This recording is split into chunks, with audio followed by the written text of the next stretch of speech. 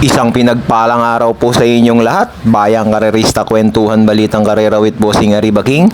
For today's video ay magbibigay na nga po tayo ng ating tips and gear para sa araw ng linggo, Sunday Racing January 11, 2026, at meron na naman pong 7 races ang naihanda ng Metro Manila Turf Club at magaganda na naman po ang lineup. Magandang mahirap, bayang karerista.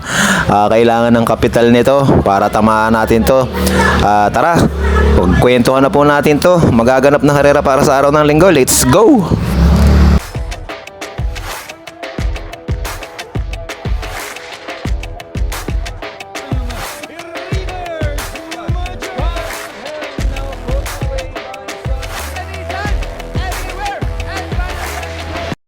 At dito nga po sa simula ng winner-take-all race number 1 ay talagang balancing-balanse po ang lineup natin. Tignan nyo naman, halos lahat to mga galing sa panalo, pangkaraniwan dito. Sabi ko na, nandyan Marvelous Maxine, Arrogante, nandyan din Calendar Girl, nandyan din at Super Daily din, nandyan Dreams of the World, Life Gets Better para sa masa. At nandito din si Player Adri at saka si Jubel's Glory. Palagay ko magkakatalo to sa 1.25 hanggang 1.24, bayang karerista. Raise the last 400 now, Elegant Lady. Sabi ko na pariyan sa final turn. Now it's now. Sabi ko na. Leads the pack by some 3 lengths, followed by Elegant Lady and Dreams of the World. And down the wire now it is still Sabi ko na. By sa 4 lengths, followed by Dreams of the World. And finally, Sabi ko na, Dreams of the World. Stripe of Pink, Elegant Lady Arts. Yun nga, yung laban ni Sabi ko na. 1.26 dito last December 21 sa 1,400 at pumorka sa kanya si Dreams of the World na makakalaban din niya ngayon yan. Sabi ko na. Marvelous Maxine is running by the rail. Next in line is a Warhammer. Then here comes Animo. Lasal now arriving at the scene. Running by the rail is a Bukawi River Town. And Diana entering the home stretch. We have number 4 Marvelous Maxine takes the lead. Warhammer is on the outside. Then here comes Animo. LaSalle is on the outside and down the stretch they come. We have Marvelous Maxine and on the outside Warhammer. Animo LaSalle comes next. We have Marvelous Maxine as the curtain closer for the 2025. Second is a Warhammer. Then comes Yun nga, ang panalo ni Marvelous Maxine 1.26, 1,400 sa MMTCI din last December 31. At dito tinalo niya si Warhammer Elizabeth Joy Animo Lasal. At nandito din si Sabi ko na makakalaban niya ngayon. At nandito din si ang pangalan nito, Calendar Girl, na makakalaban din nila ngayon sa race number 1. Ayan, pangwalo si Calendar Girl dito. Marvelous Maxine. The last 300 now, Warhammer leads the pack by Alang, followed by Arrogante. Here comes Magnolia, Rihanna, Parions, and final turn now, Warhammer. Arrogante na Parions and Magnolia, Rihanna. Arrogante and Warhammer once again, Warhammer once again. Arrogante, Parions and Warhammer, Arrogante, Warhammer, Arrogante. And finally, Arrogante, Warhammer, Magnolia, Rihanna. Sega Tulin and Gold Rush. Yun nga, ang panalo ni Arrogante sa MMTCI din. At kailan lang din to? Last December 17 lang to. At dito tinalo naman niya si Warhammer, Marvelous Magnolia Ariana at si Sega Tulin. Nagtala ng 1.13 sa 1-2. Arrogante. But it's still Calendar Girl, Grand Laughter, Don Pedro on the outside. Calendar Girl still in front by about 2 lengths. Grand Laughter, Don Pedro. It's still Calendar Girl followed by Grand Laughter, Don Pedro. And finally, it's Calendar Girl. Second is Grand Laughter, Don Pedro. Noble Touch, Axis Deviation, Gentle Pull. Yun naman ang panalo ni Calendar Girl last December 19 lang. Dito tinalo naman niya si Grand Laughter, Don Pedro at Noble Touch. 1-12, ganda ng preba, Calendar Girl. Storm turns super daily then by some 3 lengths now, and here comes Bantay Sarado moving up Darori inside. Super daily then is still the leader. Bantay Sarado moves up Darori is now grabbing the lead and wins. Yun naman ng laban ni Super Daily din last October 29, nagtala ng 1.27 nang tinalo siya ni Bantay Sarado. Super Daily din. And it's still Super Daily then. Andy Byrne moving up full combat order now on the outside. Super Daily then. Andy Byrne full combat order now on the outside. It's now full combat order and final full combat order. Super Daily then comes Andy Burns. At yun muli si Super Daily din na palaging inaabot minamalas. Last November 21 nang inabot naman siya ni Full Combat Order dito sa Metro Tarp. Super Daily din. Second, Jabel's Glory, still in front by Sam Forlings, followed by Time Filling and My Diamond, and at the line, from start to finish, Jabel's Glory, second, Time Filling, third. At yun nga yung panalo ni Jubel's Glory last December 17 lang din nang tinalo niya si Top Feeling at si My Diamond Bocawer Rivertown. Nagtala ng 1-11 sa 1-2 MMTCI Jubel's Glory. Outside is now Graceful Gift, Jabel's Glory, running back, Jabel's Glory, Graceful Gift, Jabel's Glory, Graceful Gift, Jabel's Glory, Graceful Gift, and finally Graceful Gift, Jabel's Glory, Natasha. At yun yung pinakahuling laban ni Jubel's Glory nang inabot siya ni Graceful Gift at nagtala ng 1.25, kalahating katawan tinalo last December 29. Jubel's Glory sasakayan uli ni RC Simasyo ngayon. Here comes para sa masa na body outside and final turn now para sa masa now takes the lead by Alain Canab. Gold Honey running second and followed by Sir William and moving up keynote speaker Doña Teresita, but still para sa masa here in a final race. Second, Gold Honey, keynote speaker Doña Teresita beyond compare 1. At yun nga yung huling panalo ni Para sa Masa na nagtala ng 1.25 last October, Bayang Karerista. At ito yung isa sa pinakahuling takbo ni Super Daily din at Para sa Masa. Last December 31 to, nang manalo si Great Barrier Reefs dito. Pang-anim si Super Daily din, pang-pito naman si Para sa Masa, at pang-sampu naman dito si Player Adri na makakalaban din nila ngayon. Yan, Bayang Karerista, tignan nyo po. At ito naman ang huling takbo ni Life Gets Better last December 7, noon nga manalo si High Intensity at Catania.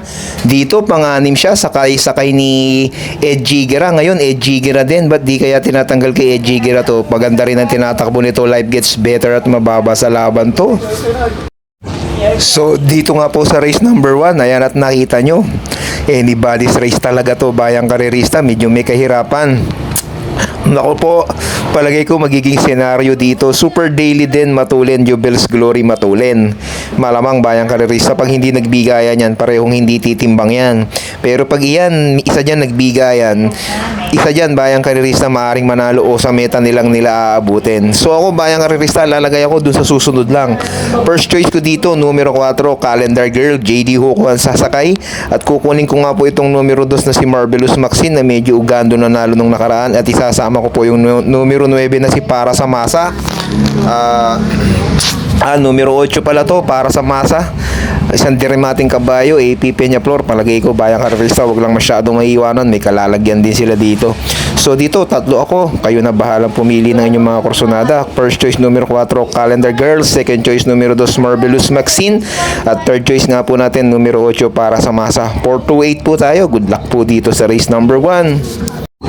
At dito na nga po tayo sa race number 2, isa po sa mga highlight race ngayong araw ng linggo, 1,600 meters. At syempre, Ace of Diamond at Sherbet Fountain, siguradong malalyamado. At nakita nyo po yung huling panalo ni Ace of Diamond na parang nagtrangko lang. Sobrang galing nito ngayon, Bayang Karerista. At ito naman si Sherbet Fountain, natalo nung nakaraan kay pangalan nito, Romantic Story, nung malaglag yung latigo ni Mark Alvarez. Pero maganda rin ang kinikilos niyan, hindi maglalayo yan, Bayang Karerista. Siguradong magpuput-putang agad sa harap yan. Siguradong susundan agad ng husto ni Mark Alvarez to, si JB, dahil hindi niya pwede pabayaan si Ace of Diamond dahil galing to sa dalawang sunod na panalo sa 2,000 meter at parehong banderang tapos. Lumabas na ang tunay na galing ni Ace of Diamond. So dito, bayang karerista, dyan tayo lalagay, hindi tayo magsosolo, magdadalawa tayo, 4 at 1 para sigurado, bayang karerista. At pag natalo yung dalawa na yan, alam nyo na kalalabasan ng karera, sigurado magwa 1 winner yan, isa dyan ang pag natalo yung dalawa na yan. So yun nga, dalawa tayo dito sa race number 2, 4-1. Good luck po! At dito na po tayo sa race number 3. Dito po sa race number 3, ito pong numero 3 na si Feisty galing sa Panalo. At ito naman pong numero 10 na si Mayten galing din sa Panalo. At numero 11 na si pangalan na ito, Sahib, galing din sa Panalo to. Yung tatlo na to galing sa mga Panalo. Still in front by Hapalenga, walking on Sunshine on the outside, electrify, and then still Feisty, walking on Sunshine, electrifying third, and then still Feisty, walking on Sunshine on the outside, Feisty still in front, walking on Sunshine, remains in second, last 50 meters, and then still Feisty, and finally Feisty, walking on Sunshine, electrify, Anyo de Bente. Ibang klase din ang tinakbo ni Feisty noong nakaraan. Banderan tapos kay Pati at walking on Sunshine at Electrify Nyo 26 lang naman ang mga tinalo. 1.27 Feisty, banderan tapos. On to the finish, and it's still Mayten by about 3 lengths over Barik na victorious blown away. Mayten now racing away by about 7 lengths over Barik na, and finally it's Mayten. Second is Barik na, blown away Kalangaman Island. At yun nga, si Mayten last December 19 at parang nagtrangko lang si IF de Jesus kay Mayten. Galing, bayang karerista, Mayten. I'm gonna have Dugong Bukaw, Golden Petita still in second. Oh, routine fourth position, then followed by Baling Rikita. But Sahib still the leader by 2 lengths. Golden Petita still in second. Dugong Bukaw, and it's still Sahib by about 2 lengths. Golden Petita. Dugong Bukaw are outside as the field turns for Roma with Sahib by about 2.5 lengths. Golden Petita remains in second, and it's still Sahib. Golden Petita, Dugong Bukaw, blown away on the outside, Imperial Queen, and it's still Sahib by about 6 lengths now over Golden Petita, and finally from start to finish, Sahib, second is Metal String, Golden Petita blown away, Dugong Bukaw, Imperial. At yun nga, ang panalo ni Sahib last December 29 lang, nagtala naman ng 1.28. At ang galing, bayang karerista, hindi naman din pinalo ito, banderan tapos, Sahib. By Tawi Island and Stream 30's tanging ikaw, Tawi Island by half a length now over Doña Chichay, who's trying to come back, responds to that challenge against Tawi Island. Tanging ikaw is done on the inside, Doña Chichay still in there, and here's the finish line. Doña Chichay wins the first race over Tawi Island, then finish. At yun naman yung takbo ni Tawi Island last November 29, 1.28. Muntik ng talo ni si Doña Chichay. Tawi Island, makakalaban din nila sa race 3. At ito yung pinaka-latest run ni Tawi Island last December 27. Nang abutin din siya ni Margois at kalahating katawan tinalo ni Margo. 1.28 ulit. Dito naman sa PJC to, Tawi Islands. At ito naman ang huling takbo ni Heroes of Caloocan last December 6. Dito tinalo siya ni Chiran at Shining Thunder. Nagtala ng 1.29 dito si Heroes of Caloocan. Medyo naiwanan daan kasi ito dito. Sa MMTCI 1400 din. Makakalaban nila sa race 3 yan. Bayang karerista, Heroes of Caloocan. At ito naman yung isa sa pinaka-latest run ni Mayten nung tinalo siya ni Rocking Bell at tinalo naman niya dito si Walking on Sunshine. Pangalawa dito si Mayten, nagtala ng 1.28 at nandito din si Aliana at Kalangaman Islands na makakalaban din nila ngayon sa race 3. Pangalawa at pangatlo sa bugaw dito si Kalangaman at si Aliana. So dito nga po sa race number 3, bayang karerista, Itong numero 3 na si Feisty, nagtala ng 1.27 nung nakaraan at wala naman din consistent dito sa mga entry dito. Pero ako, dyan ako lalagay sa numero 3 na si Feisty at maraming matulin dito kasi nandito sila winning shot, bayang karerista yan. Sila Don Damiano, Aliana, mga matutuling kabayo yan. Sila Quincy na inabot lang din ni Malibu Bell nung nakaraan. At siguradong magandang magiging laban nito at pag ito hindi nagbigayan sa harap, Santirimate ang darating dito.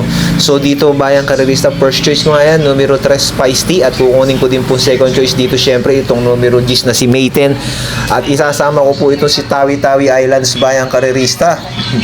Third choice natin, numero 9 Tawi Tawi Islands at syempre ito sa kay ni Jeffrey Sarate na si Barek na palagi namang laban na iwanan lang nung nakaraan. So dito bayang karerista magmamaraming po ako. Palagay ko medyo mahirap to lalo na kung hindi mananalo yung mga Yamado. First choice ko nga po numero 3 Feisty, second choice numero 10 Mayten, third choice numero 9 Tawi Tawi Islands at isasama ko po si Barek na. Kayo na po bahala magdagdag dito bayang karerista. Si Aliana, bantayan nyo yan. Alam nyo naman yan si Aliana, masikreto yan. Pag biglang bumenta yan ng mga 50 mil, alam nyo na, pwedeng isama yan, bayang karerista. Kayang-kayang talunin ni Aliana to, hindi naman ito grupo niyan. So dito, kayo na bahala magdagdag bayang karerista. Good luck po.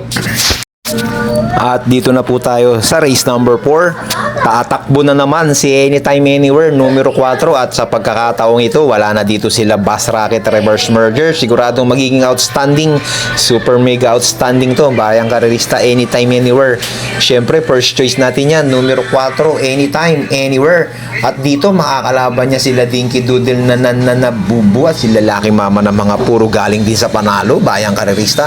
Iyan ang mga pwede nating pansuporta dyan bayang karerista. Itong numero 2 na si Dinky Doodle, itong numero 10 na si Nabubu at itong numero 11 na si Lucky Mama. Bahala na kayo kung sino gusto nyong isama dyan na pang-protection dito kaya Anytime Anywhere. Ako, first choice ko yan, Anytime Anywhere at kung ako pipili dyan sa tatlo, siguro ito si Nabubu na may 1.23 nung nakaraan.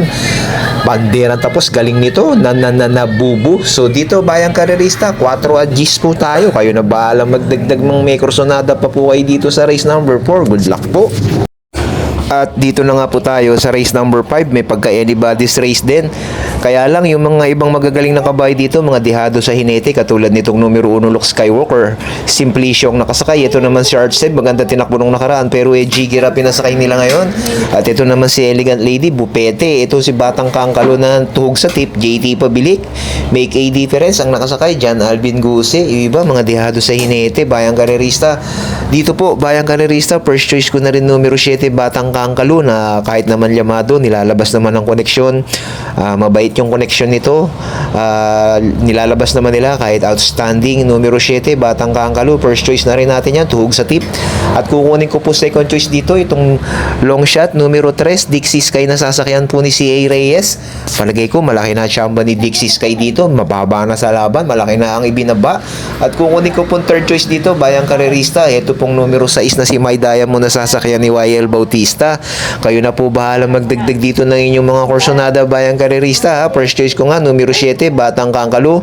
Second choice, Dehado. Numero 3, Dixie Sky with Charles Reyes. At third choice natin, numero 6, My Diamond. Sakay po ni Ison Bautista. Good luck po dito sa race number 5.